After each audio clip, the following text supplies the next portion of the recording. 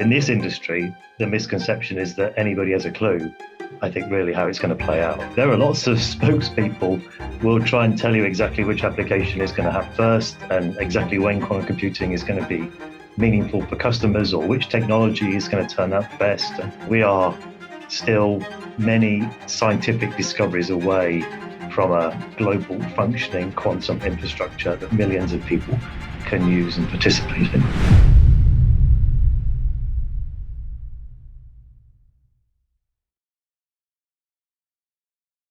So I'm Richard Moulds. I'm the general manager of Amazon Braket, which is the quantum computing service of AWS. Yeah, it's funny. I started out actually in the world of encryption and cryptography. So of course that got me interested in the potential impact of quantum computing on security, data privacy, encryption. And I guess then I turned from being, sort of gamekeeper into poacher and switched over into actually helping the world build better quantum computers and figure out how to program them. It's potentially disruptive technology, which is fascinating to anybody, in the product space. The physics and the machinery is incredibly cool. Obviously, it was mesmerizing.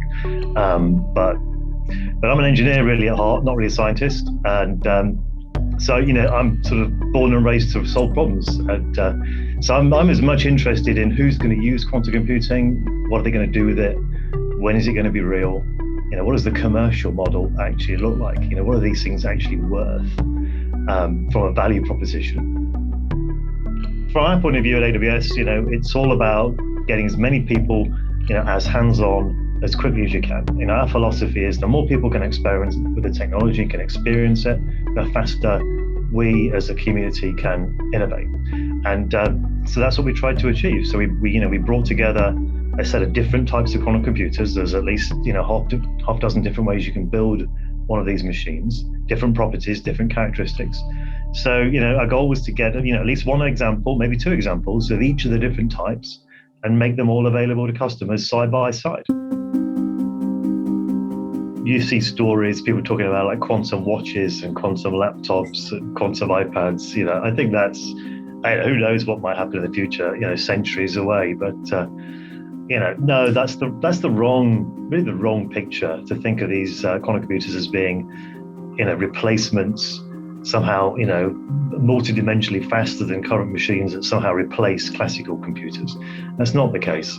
Quantum computers, it's almost a misnamed technology. You should really think of them as quantum processors or even quantum co-processors. So, as you build a regular computer today, you might use a graphics processor or a crypto processor or a math co-processor to do certain functions that a regular CPU, is not particularly good at.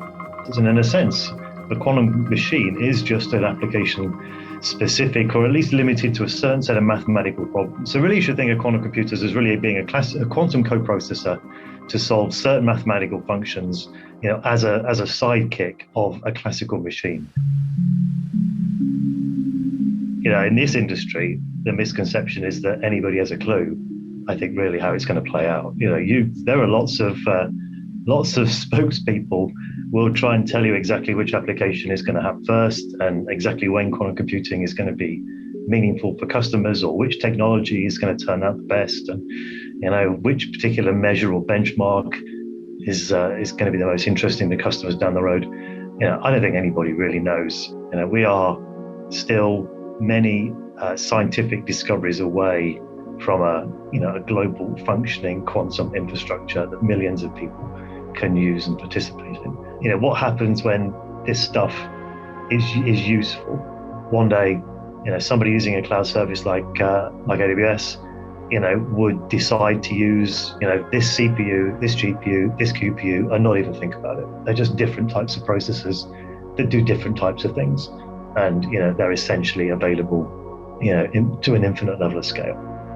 That's the end game. When it stops being this weird special thing, it starts to be just another way of doing computing, and it sits alongside, the types of machinery and the types of processes that we've been familiar with for decades.